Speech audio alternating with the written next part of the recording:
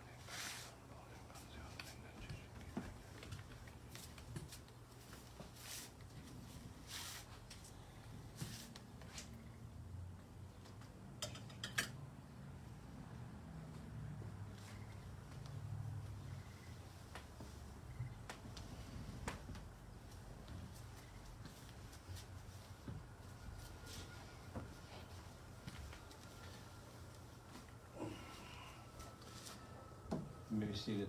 I'm going to pause the service right now. So I can give you a little orientation to what's going to be happening. Thank you all for coming here. I'll walk through the service because you're going to see things that you've never seen before, maybe, unless you've been to a Jukai service before. They're quite special. There is a lot of incense because this is a Buddhist ceremony. So it's really kind of a, is there feedback? It's a really extraordinary thing.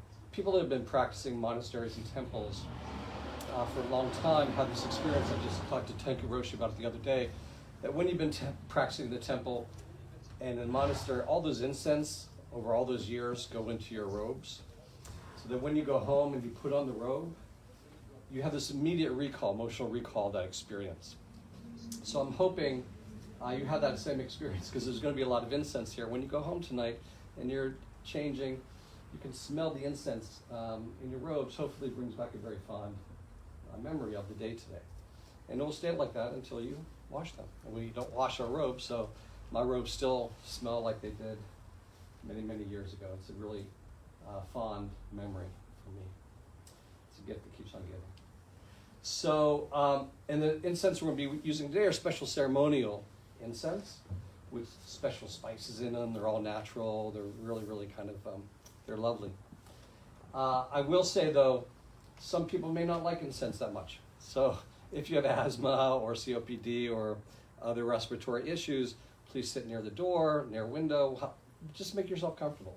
If you need to step out and watch it from outside the door, it's fine. It's all good. In fact, right down the hallway are 2 restrooms, as I think you know right now. So if you feel like you need to step out at any point, again, just make yourself comfortable. It's not a big deal. So the ceremony is a very ancient one. This goes back centuries. And there are some symbolic things that are going to happen, which I want to share with you. And then at the end, I'm going to give you 2 pointers for how to enjoy the ceremony the best. So the recipients, the people taking their bodhisattva vows today, come in. In ancient times, If you were a nun or a monk that wanted to enter a temple or a monastery, typically you would show up and you'd have to sit outside the gate for a period of time until they let you in. When they finally let you in, at that point you shaved your head, you got rid of the clothes that you were wearing when you entered, and you put on monastic robes, just like all the other nuns and monks did. Once you put on the robes, you were also given a new name, a Buddhist name, that would help inspire your practice. So in acknowledgement of that, what happens at the very beginning of the service, the recipients come in, they pay their respects to our ancestors, to the Buddhas in the past. Then they will bow 3 times to their living teachers. But they'll come over here at the beginning and we'll do a symbolic action of those 3 things. So we'll use a razor and put it on their head as if they were shaving their head. They will be given a raksu, which is, you've seen some of the people wearing, it's kind of like that bib thing. That raksu is basically a small version of this larger robe, which they will always wear in their practice. And they'll be given a dharma name, a practice name. We're going to do something a little bit different in today's service. Right before I present them with their name, I've written a short verse. So I'll read the very short verse, and then I'll relate to them what their name is. So then they'll each have that opportunity, and then followed by bows. We'll then go into a chant that has to do with atonement. By the way, in your program, the inserts are the chants that we're going to be doing today. If you want to join us, by all means join us. And the booklet itself are the precepts that they're going to be taking today, so you can follow that as well. I'm hoping that the booklet is actually useful to you. You can use it even after you leave here. So the atonement is important because part of what everyone's doing here is making a commitment towards the direction of their life.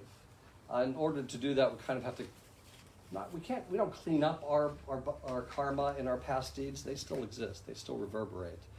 But it's an acknowledgement of them. And it's through acknowledging them and taking responsibility that we begin the atonement process. After that, we go into the precepts. We'll take all the precepts. And they repeat them multiple times, and I'll talk about that in a second. Then we finish up with something called Kechimyaku papers. So what they have all done inside this document, you may have seen them doing this at home, they created a list. Kechimyaku means bloodline. So when they take their vows today, they're actually joining the Dharma lineage, the Zen Dharma lineage, going all the way back to Shakyamuni Buddha. We can trace our lineage teacher to teacher to teacher over 2.5 centuries ago. And what they've done to date in this practice is they put every single teacher. This teacher taught this person, they taught this person, they taught this person. Again, for 2.5 centuries, it leads up to their taking their vows today. It's pretty impressive. But even though they do this, they hand it in, it doesn't mean that they've completed the task. It's only after they've done all these things that then the teacher puts the stamp on it. There's 2 stamps on the actual document they created. Then it's folded up in rice paper, and it's stamped again on the outside, and given to them with red thread around it, because Kechimyaku means bloodline, so it's representative of that bloodline. Once that's handed to them, they've completed this process of completing their vows. And then we'll recess. As you can see, we've been working on this for months now. They've been studying this, thinking about each of these precepts very carefully. I'd like to give you 2 quick hints on how to enjoy this ceremony the best. This Zen ceremony, Jukai, is centuries old. And it's not like some of our Western ceremonies that are a little bit transactional. If you think about it, like a wedding is, I do, ring, ring, boom, boom, we're married, yay, and you run out, right? It's not that kind of checklist. It's more of a meditative process. So what you're going to find is people will say a particular line or chant, and then we'll do it again, and then we'll do it again. And you may be asking yourself, and I know you have asked yourself, why are we doing this 3 times? And that's why. Because the mind wants to immediately jump ahead to the next thing. How do we get through this thing? And repeating it 3 times allows us, for lack of a better word, to marinate in it. Right? So they may take a vow, for example, not to kill or to do harm. So the first time you hear it, say, okay, I get it, I understand that, it's in the booklet. Then we do it again, maybe the second time you think, what would that look like? in my life if I didn't harm, if I didn't kill? What's it going to look like in their life? And then they'll repeat it again. And at that point you think, what is that precept all about? How does that change us as human beings? So what I recommend is you're going to be seeing things, hearing things, smelling things you've never experienced before. Just be present with it. Just be present with it. Just breathe. If you want to chant along, fine. If not, just listen. But we don't want to judge it and jump ahead. That way you'll enjoy it the most. Again, it's a very meditative process. Beautiful ceremony. It's been developed, again, centuries ago. The other ask is this. They're taking these precepts today, and you have to ask yourself why.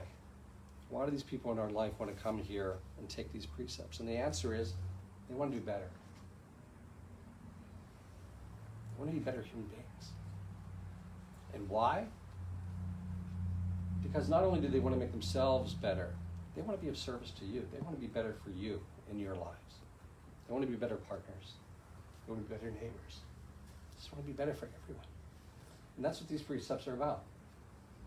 That they're going to live their life dedicated to the service of other sentient beings. So when they receive their name today, it may sound weird, like there's no way I'm going to call that person that name. I just want to encourage you to have some patience and compassion and realize that name is their aspiration. See them as they want to be seen. Right? So if they want to be better people, not just for them, but for you, that's a fantastic thing. So if we honor that, it's a way to support them in their path. Okay. With that, we will continue. I will also say, we're invoking a lot of ancestors here today. On the Butsudan, so this is a Raksu. This is actually when I first became a monk 40 years ago. This is the Raksu that I received from my master. Right next to mine is Harada Roshi's Raksu, who is my master's master. I'm wearing my master's Bantetsugu Roshi's robes. I've inherited these. He was a great Zen, one of the great Zen masters of the 20th century, in a very diminutive body. He was a little guy. So when I wear them, they don't quite fit. They're much smaller than they would be if I had ordered them, but wearing them, I kind of feel like when I was 5 and putting on my father's shoes when he came home at the end of the day and kind of flopping around in them. So even though it's small, these are tremendous things to be honored to wear, to invoke his presence and the presence of the ancestors here to witness what the recipients are going to be doing. So also the whisk is quite, these are all museum pieces really, they're quite old and really lovely old pieces. Again, all to honor the step that the folks are going to take today. It's really beautiful. So again, I thank you all for being here.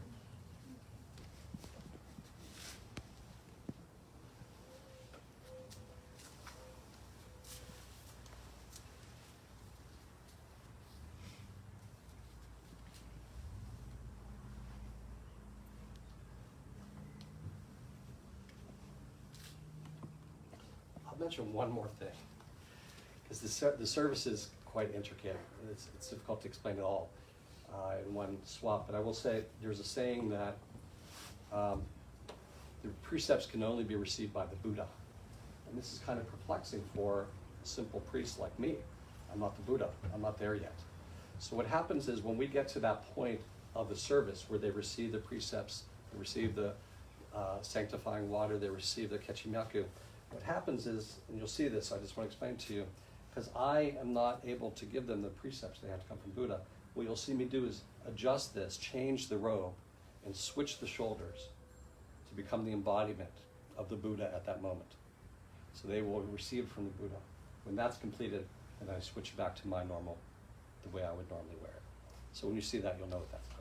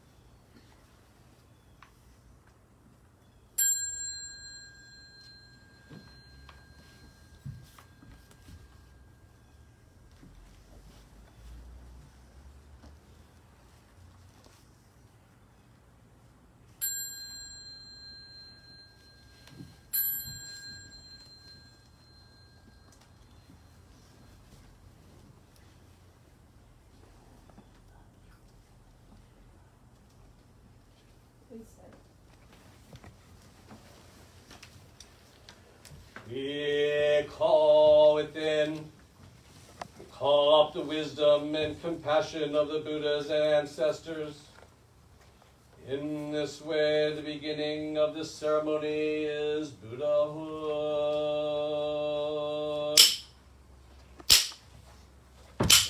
Evoking the presence and compassion of our ancestors, in the faith that we are Buddha, we enter the Buddha's way. Repeat after me. Homage to the Buddha in the 10 directions. Homage to the Buddha in the 10 directions. Homage to the Dharma in the 10 directions. Homage to the Dharma in the 10 directions. Homage to the Sangha in the 10 directions. Homage to the Sangha in the 10 directions. Homage to the great Shakyamuni Buddha. Homage to the great Shakyamuni Buddha. Homage to the successive ancestors and bodhisattvas. Homage to the successive ancestors and bodhisattvas. Homage to the great teacher Eihei Dogen. Homage to the great teacher Eihei Dogen. May all be present here with their compassion and confirm our faith. May all be present here with their compassion and confirm our faith. May they all be present here with their compassion and confirm our faith. May they all be present here with their compassion and confirm our faith. May they all be present here with their compassion and confirm our faith. May they all be present here with their compassion and confirm our faith.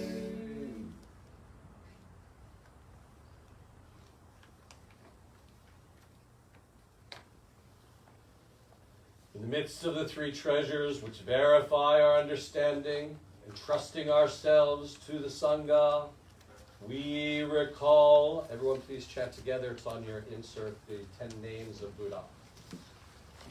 Gasho. Vairo Chana Buddha Por Dharma Kaya. Lochana Buddha Complete Sambhogakaya. Shakyamuni Buddha Myriad Nirmanakaya. Maitreya Buddha Future Birth. All Buddhas throughout space and time. Lotus of the wondrous Dharma Mahayana Sutra.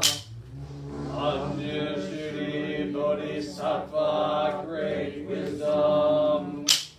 Samatavadra Bodhisattva, great activity. Avalokiteshvara Bodhisattva, great compassion. All honored ones, Bodhisattva, Mahasattvas. Wisdom beyond wisdom, Mahaprajna Paramita. One more time. Wisdom beyond wisdom, Mahaprajna Paramita.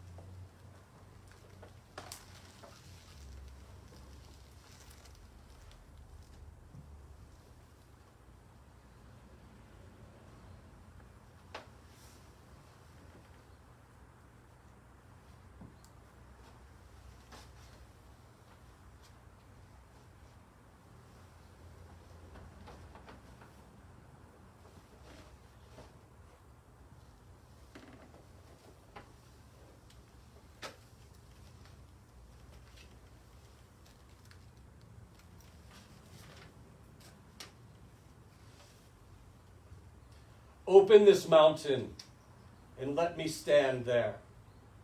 There is where I stand. I breathe, I live, I let go. This mountain journey blocks until it does not. It trips until it does not. It confounds until it does not. This mountain is a lonely place until it is not. This mountain is sacred. It runs, it flows, it comforts. This mountain illuminates all. You will be known in the Dharma as Kozan, Illumination Mountain.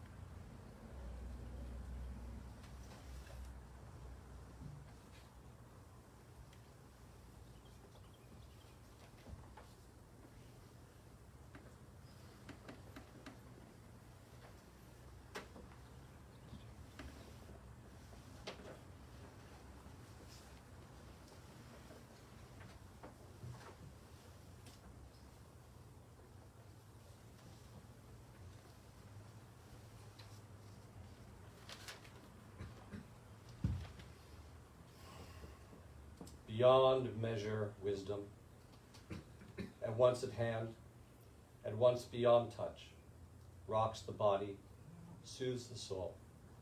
Beyond measure, sailing the ocean, no moment identical, no trip a return. I breathe and feel gratitude for the ocean of wisdom, the wisdom of ocean. You will be known in the Dharma as Eikai, Wisdom Ocean.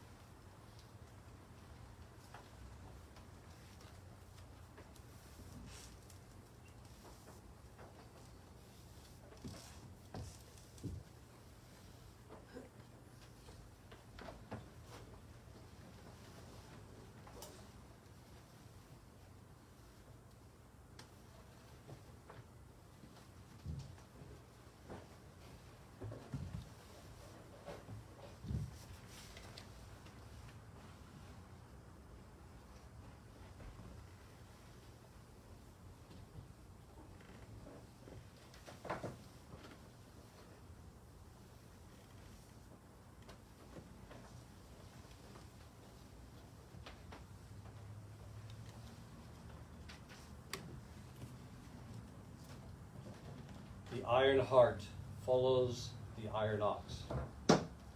The ox footprints are breadcrumbs to search and follow.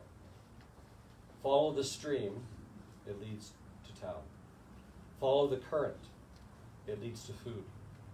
Follow the winds, it leads to secret places. Follow the sun, it leads a righteous path. Follow the heart, it leads to heart. Follow that heart, it leads to life. Life beyond life, the way of the heart. You will be known in the Dharma as Doshin, the way of the heart.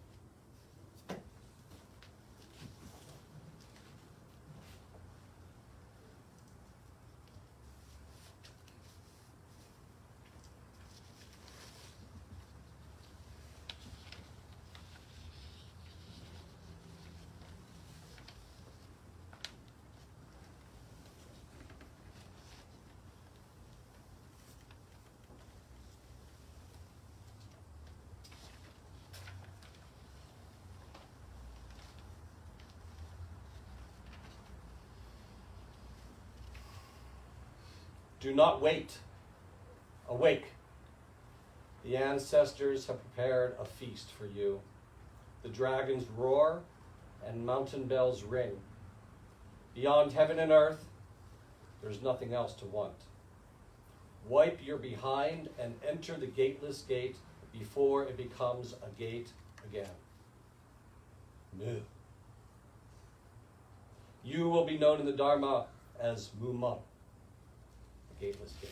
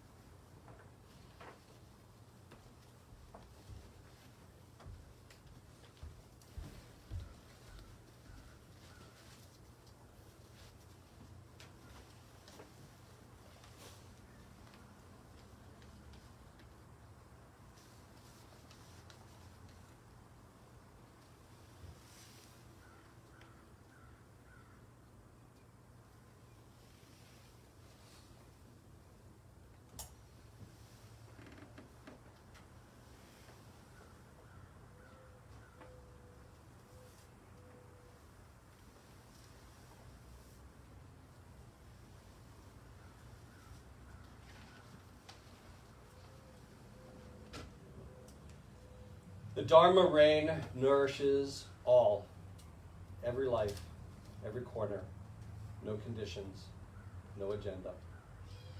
The Dharma rain is the gift of life itself, a blessing, one life to another, no limit, no delusions. All needs are met, all thirst is quenched. Drinking from Gayin's waterfall, the gift of Avalokiteshvara is the Dharma rain. You will be known in the Dharma as Hoko, Dharma rain.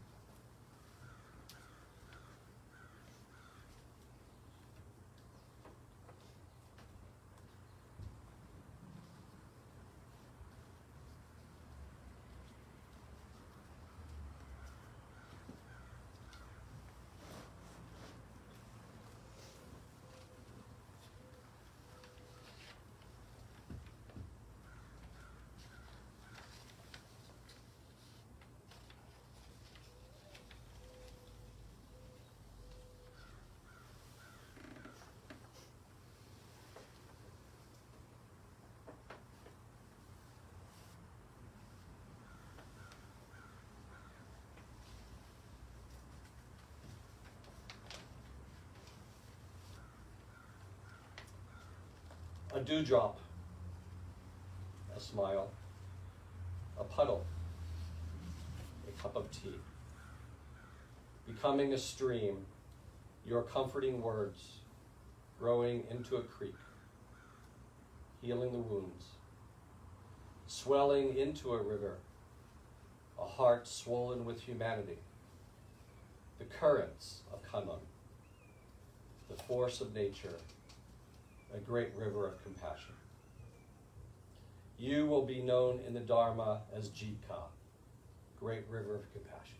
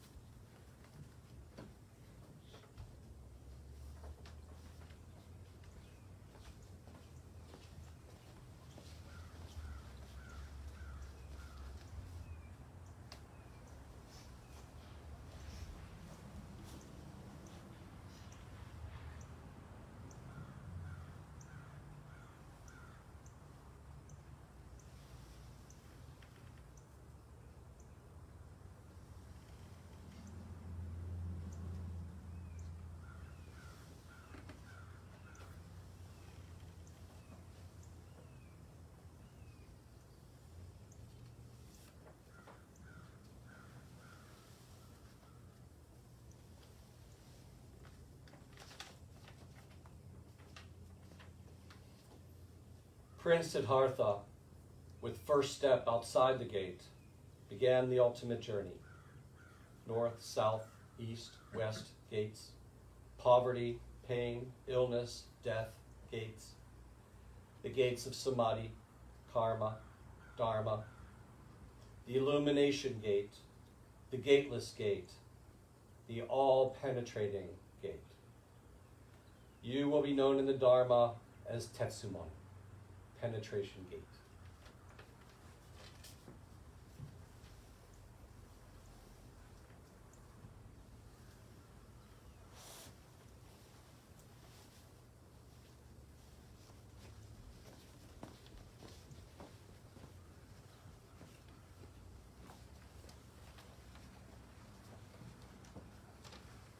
You'll place the Ratsu on your head and we'll chant the robe 3 times.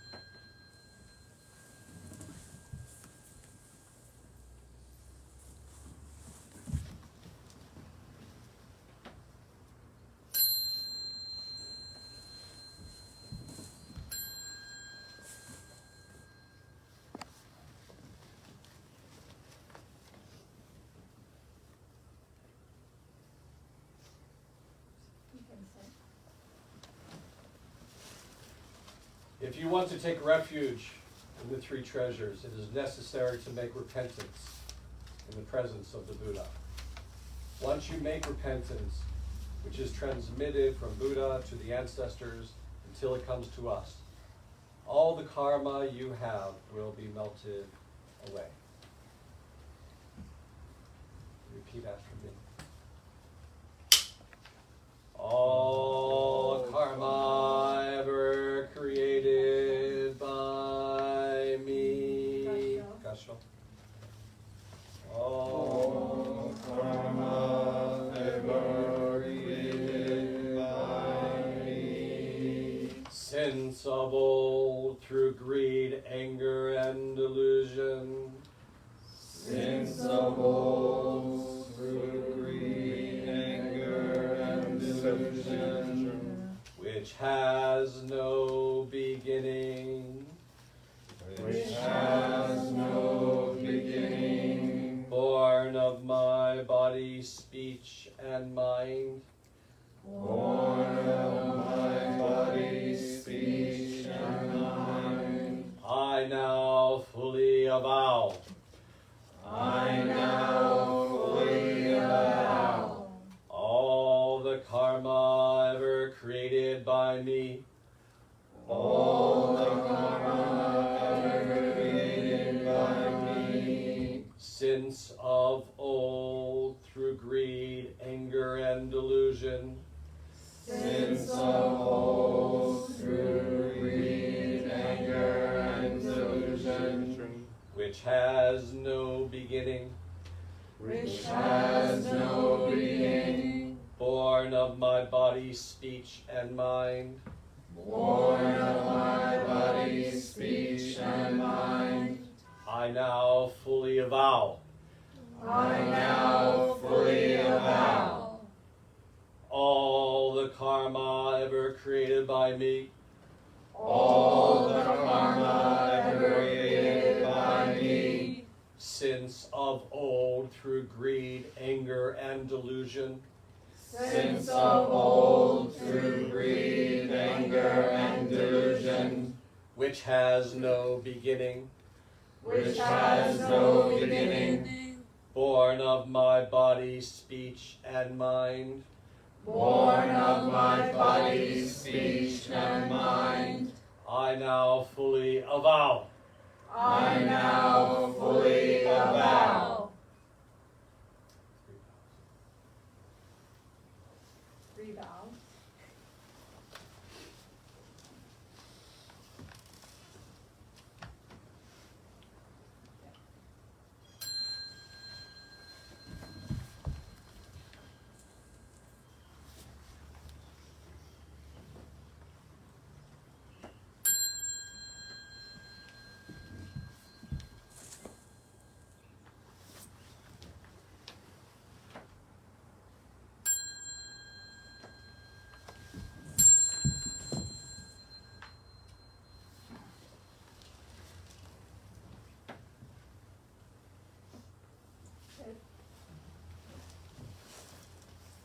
You have cleansed your body, speech, and mind, and have become pure by the power of atonement. You should take refuge in the three treasures, the Buddha, the Dharma, and the Sangha. When refuge is taken, the three merits are complete.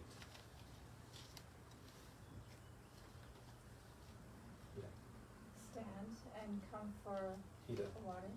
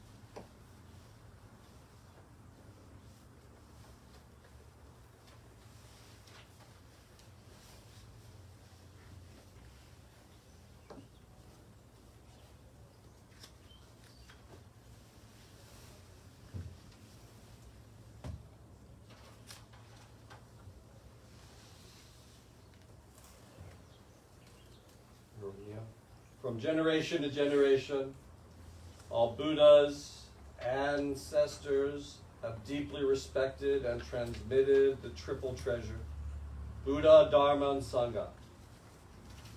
Please repeat after me. I take refuge in the Buddha.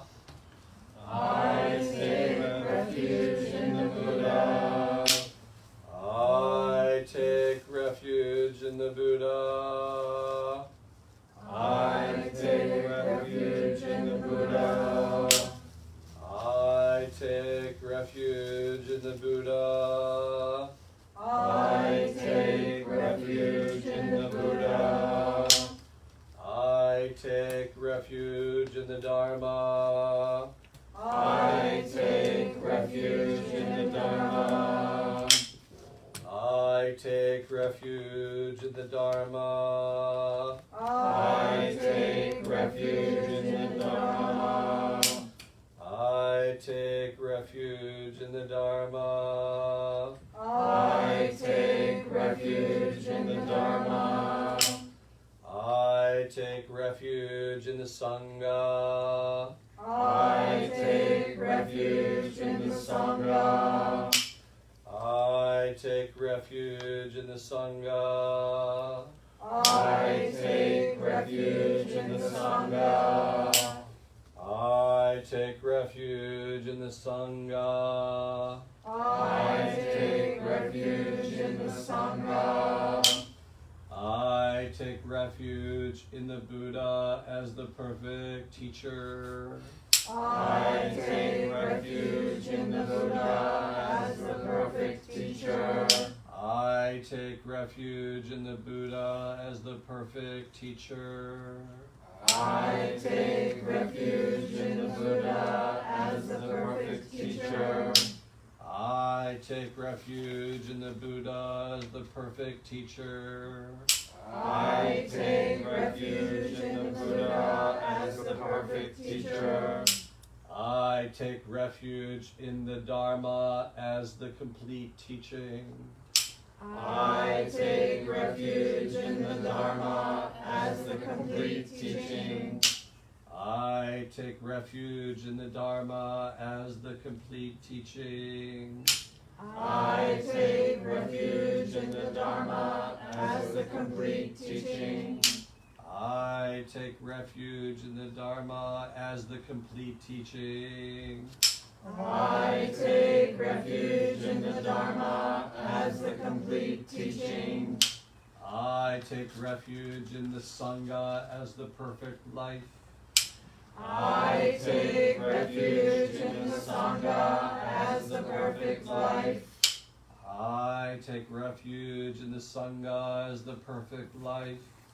I take refuge in the Sangha as the perfect life. I take refuge in the Sangha as the perfect life.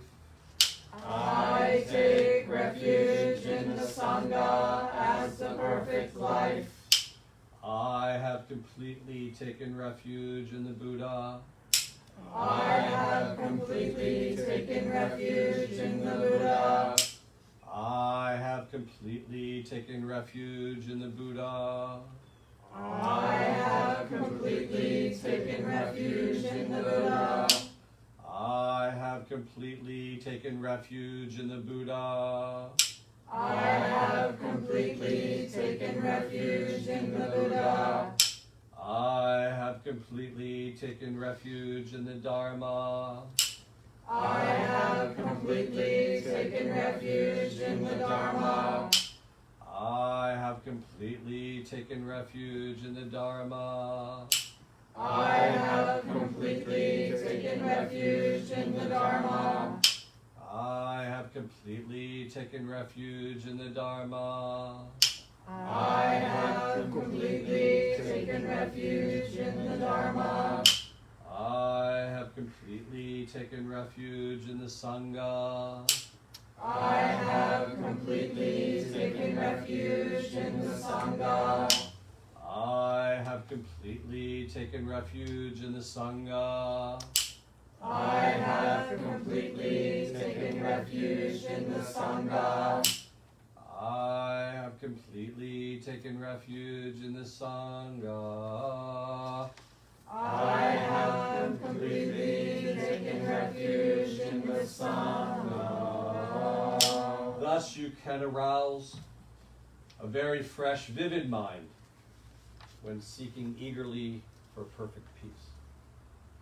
Even though body and mind are subject to birth, death, and momentary change, you should practice these refuges, for it ensures continued growth of your Buddha nature and can finally bring complete, perfect peace. Next, you should receive the 3 collective pure precepts. We'll repeat. Go answer me. Will you strive to avoid the unwholesome? Yes, I will. Will you strive to avoid the unwholesome? Yes, I will. Will you strive to avoid the unwholesome? Yes, I will. Will you strive to do the wholesome? Yes, I will. Will you strive to do the wholesome? Yes, I will. Will you strive to do the wholesome? Yes, I will. Will you strive to embrace and benefit all living beings? Yes, I will. Will you strive to embrace and benefit all living beings? Yes, I will. Will you strive to embrace and benefit all living beings? Yes, I will. You should now receive the 10 grave prohibitory precepts. Repeat after me. A follower of the way does not willingly take life. A follower of the way does not willingly take life. A follower of the way does not willfully take life. A follower of the way does not willfully take life. A follower of the way does not willfully take life. A follower of the way does not willfully take life. Second precept. A follower of the way does not take what is not given. A follower of the way does not take what is not given. A follower of the way does not take what is not given. A follower of the way does not take what is not given. A follower of the way does not take what is not given. A follower of the way does not take what is not given. Third precept. A follower of the way does not misuse sexuality. A follower of the way does not misuse sexuality. A follower of the way does not misuse sexuality. A follower of the way does not misuse sexuality. A follower of the way does not misuse sexuality. A follower of the way does not misuse sexuality.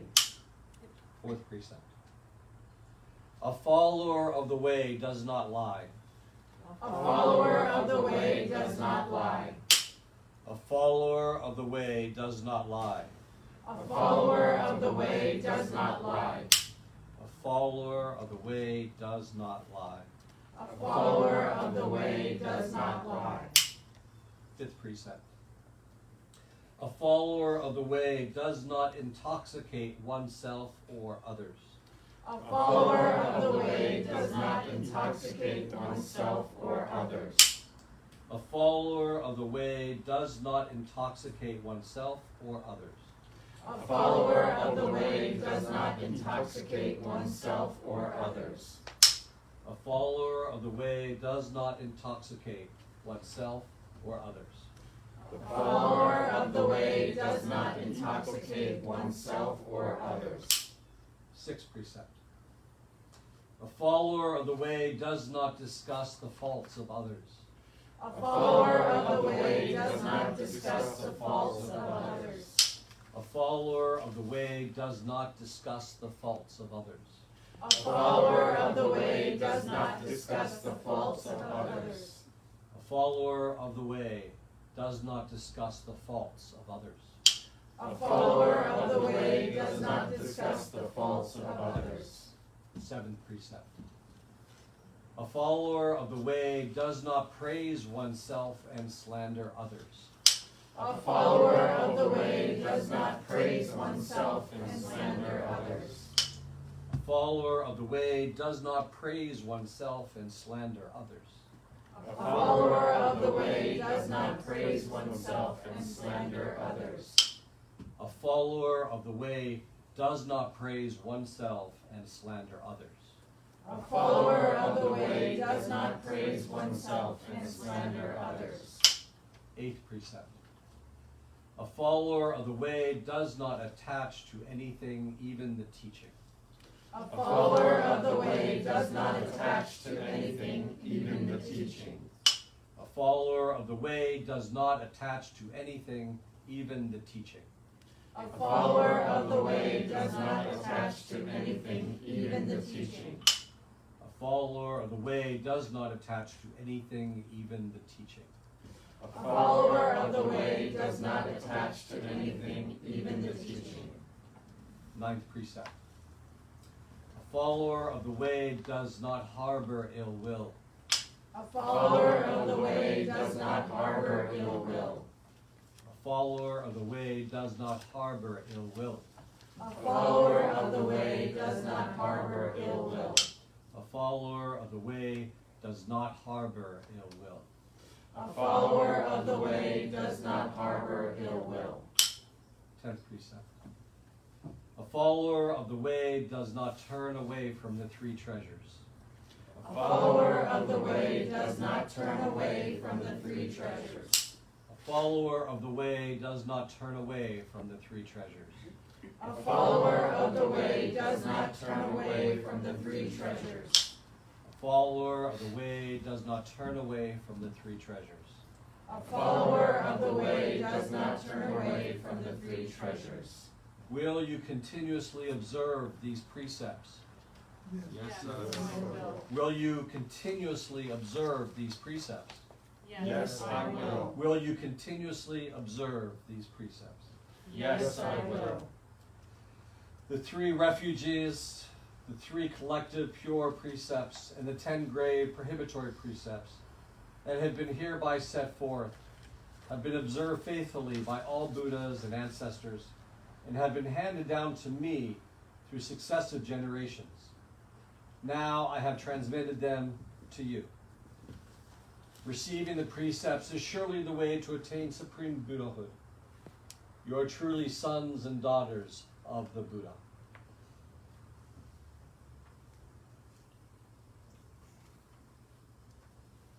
Come forward for your lineage papers, one at a time.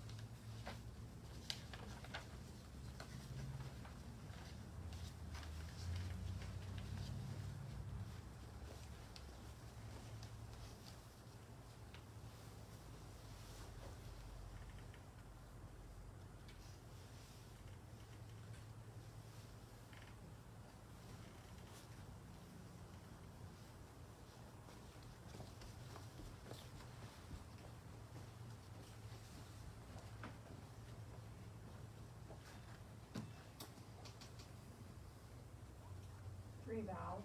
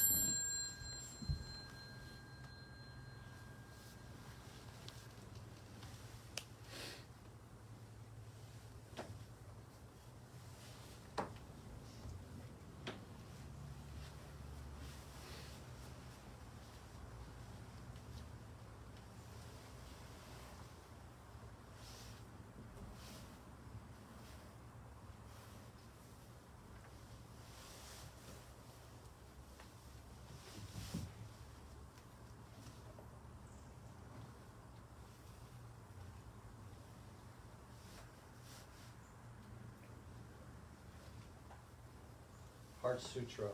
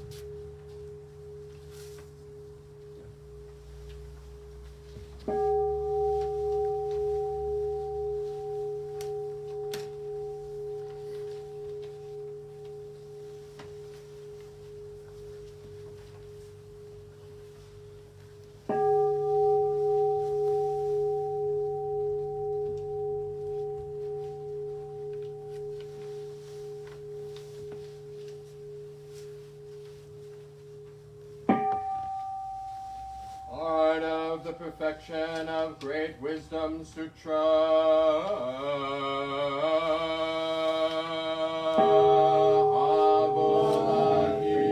Avalokitesvara bodhisattva doing deep prajna paramita perceived emptiness of all five conditions and was freed of pain. O Shariputra, form is no other than emptiness, emptiness no other than form, is precisely emptiness, emptiness precisely form, sensation, perception, reaction, and consciousness are also like this. O Shariputra, all things are expressions of emptiness, not born, not destroyed, not stained, not pure, neither waxing nor waning. Thus emptiness is not form, not sensation, nor perception, reaction, nor consciousness, no eye, ear, nose, tongue, body, mind, no color, sound, smell, taste, touch, thing, no realm of sight, no realm of consciousness, no ignorance, no end to ignorance, no old age and death, no cessation of old age and death, no suffering, no cause or end to suffering,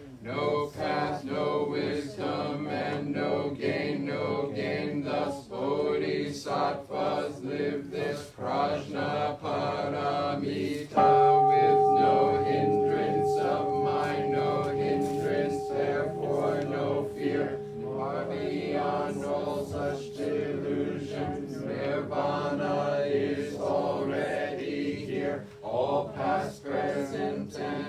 future Buddhas with this Prajnaparamita and attain supreme perfect enlightenment. Therefore know that Prajnaparamita is the holy mantra, the luminous mantra, the supreme mantra, the incomparable mantra by which all suffering is cleared. This is no other than truth. Therefore set forth Prajnaparamita mantra. Set forth this mantra and proclaim Gate, Gate, Para Gate, Para Samgate, Bodhisvaha Paramita Sutra.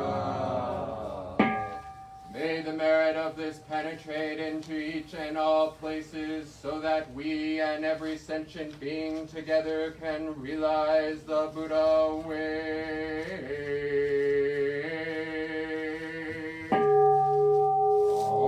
All Buddhas throughout space and time, all Bodhisattvas, Mahasattvas, wisdom beyond wisdom, Mahaprajnaparamita.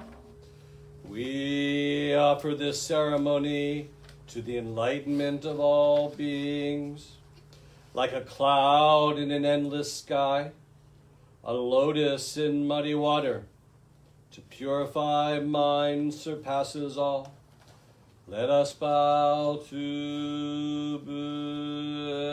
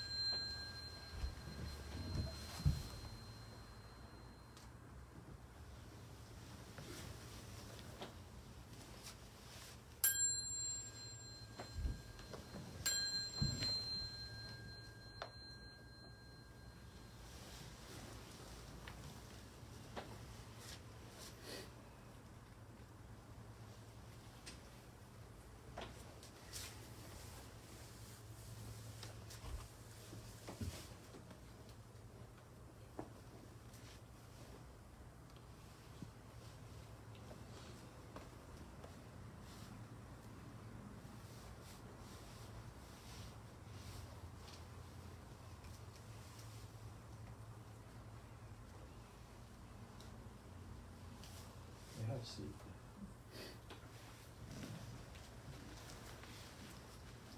So that essentially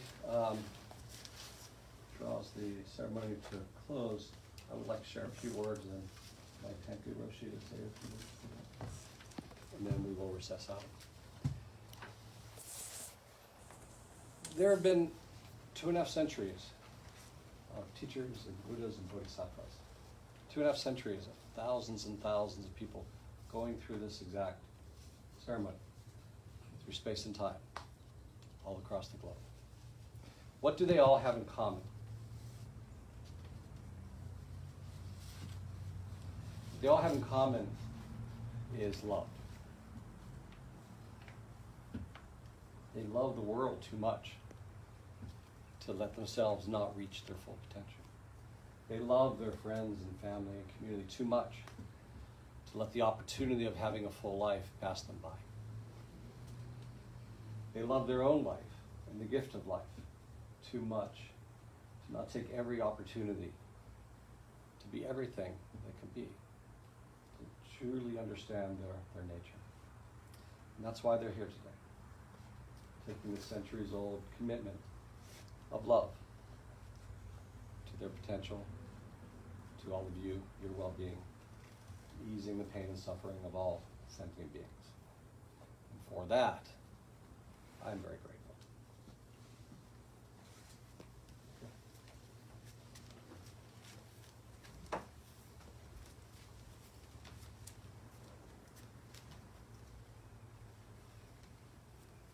So, the precepts now are inside out, just as much as they are outside in.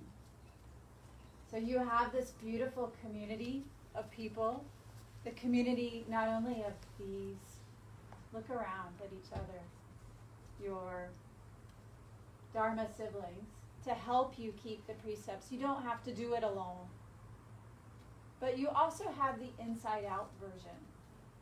So your job now is to really allow the vows that you've taken to work on you inside out, just as you hold each other accountable from the outside in. Allow those to come together so that keeping the precepts is not something for tomorrow or the next day or that one day when everything is perfect and your enlightenment and all of your problems go away. But it's a dynamic process that you engage with in every moment of every day. It's a process that we don't do by ourselves. We do with the help of all of the Buddhas and ancestors, of all of our Dharma family. And as we do this practice led by our intention to wake up for the benefit of the entire world with love, we're going to mess up. Fortunately, each moment is a new chance. It's very human to make mistakes. We make mistakes. We apologize. We renew our vows. And bing, we have a new chance. So I hope you'll engage with the precepts in this way that's very dynamic and ongoing, full of community, helping each other as you allow this coming together of what you've received today with your inside out version of the precepts. Congratulations.